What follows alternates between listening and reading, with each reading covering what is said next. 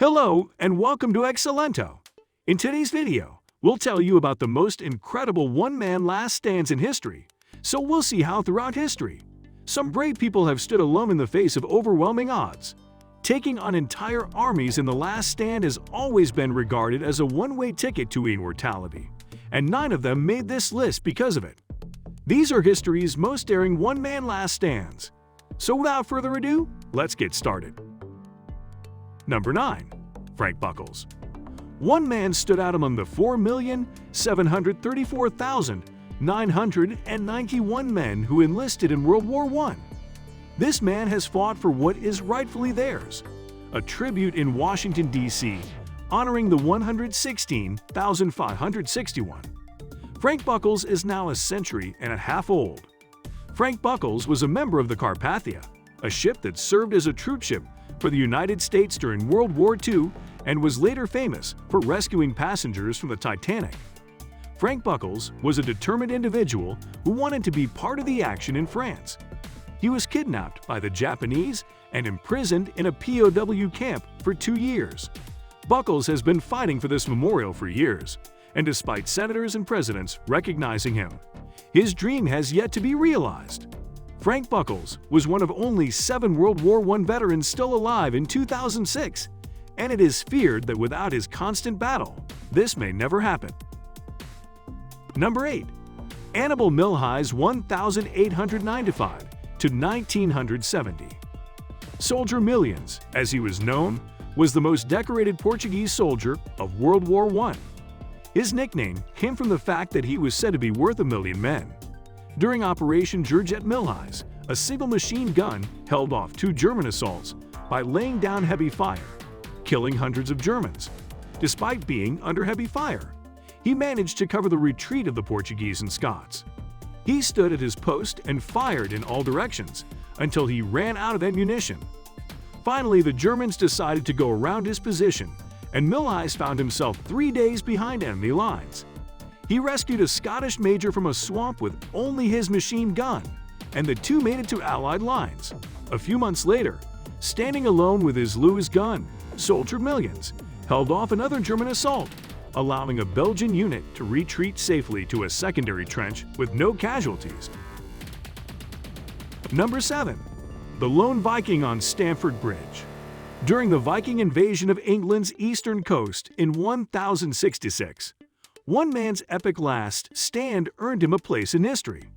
A 15,000-strong English army faced 9,000 Vikings at Stamford Bridge.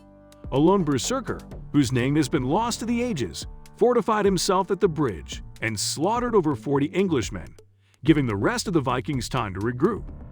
This anonymous Norse barbarian, wielding a Dane axe, held back the entire English army for over an hour. When an English soldier rode under the bridge and stabbed the berserker in the groin with a spear, the Viking finally succumbed. His sacrifice was in vain, as the Vikings were defeated soon after, bringing the Viking Golden Age to an end. Number 6. Salomon Benjamin. Louis Salomon served as a frontline surgeon for the United States Army during World War II, from 1914 to 1944. During the Battle of Saipan, a Japanese assault overran his aid station. Instead of fleeing and abandoning his patients when the Japanese attacked his hospital, he grabbed an M1 rifle and ordered the wounded to be evacuated while he covered their retreat. Before dying, he succeeded in holding the line and killing at least 98 enemy troops. Number 5. Dian. Dian was one of Cao Cao's many generals, and he was known for his bravery and strength. Before acting as the rearguard for his lord's escape at Wan Castle, he fought in several battles in his lord's honor. Dian's last stand occurred during the Battle of Wansheng in the year 197, when he stood at the castle's entrance and blocked the way for hordes of enemy soldiers. He killed at least 20 assassins before being attacked from behind by another group of assassins who had entered the building from a different direction. A hail of blows from all directions finally brought him down. Number 4. Saito Musashibo Benkei. Musashibo Benkei was a massive warrior monk who served Minamoto no Miyashitsune and was known for his strength and mastery of more than 9 weapons. Yoshitsune was accompanied by Benkei as an outlaw until they were encircled in Koromagawa Castle in 1189. Yoshitsune retired to the castle's inner keep to commit seppuku, or ritual suicide.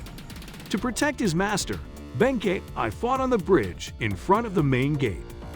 Recognizing that fighting Benkei up close would result in defeat, the opposing army chose to fight him from afar instead. Benkei was killed by a hail of arrows, but Yoshitsune had already committed by the time the rival hordes broke into the castle's inner sanctum. Number 3. John R.McKinney. During World War II, John R. McKinney was awarded the Medal of Honor for his bravery in the campaign to retake the Philippines from Japanese forces in 1945. When 100 Japanese soldiers launched a surprise attack on his position, he was sleeping. McKinney retaliated against the Japanese attack, standing alone against waves of Japanese soldiers with only his rifle and fists. Using only his M1, he single-handedly thwarted the assault, killing 40 of them before the rest withdrew. Number 2. Sempronius Densus. During the 1st century AD, Sempronius Densus was a veteran centurion in the Praetorian Guard and the Deputy Emperor Galba's bodyguard. He will be remembered for his bravery and loyalty in defending his emperor alone, while all of his comrades deserted or switched sides. Densus, who was completely surrounded, fought the entire army of mutinous Roman soldiers on his own to defend a man he had never met. His valiant stand came to an end when he was knocked out by a blow to the back of the knee and lynched by the mob. Galba's head was decapitated and paraded around town on a spear later. Number 1. Audie Murphy. 6 tanks and an estimated 250 German infantrymen attacked Company B, 15th Regiment, 3rd Infantry Division, on the outskirts of Holzweiler, France, on a chilly January afternoon in 1945, determined to wrest the boys to Riedweiler from the Americans. First, Audie Murphy, certain that his decimated company would not be able to withstand the German onslaught, ordered his men to retreat deep into the forest. Murphy prepared to retreat after expelling all of his carbine ammunition on the enemy. He saw a 50 caliber machine gun on the turret of a burning tank destroyer. Murphy climbed to the top and began firing the machine gun at the approaching enemy, knowing that his position had to be held at all costs. The 30th Regiment, 3rd Infantry Division, captured the woods and reached the outskirts of Holzweiler. Without cover and unable to dig foxholes in the frozen earth, the American unit was cut to pieces. With the exception of Lieutenant Murphy, all the officers were killed. 102 of the company's 120 enlisted men were either killed or wounded. Advancing through snowy darkness in the early morning hours, the men reached their assigned position before dawn. Once there, the weary GI began a futile attempt to dig foxholes in the frozen ground. Within the hour, fresh supplies reached the weary survivors of Company B. So which bravery interests you the most? Tell us in the comments below. Also, don't forget to subscribe to our channel and hit the bell icon to get notifications of our new videos. You can also watch our other videos suggested just for you. See you in the next video.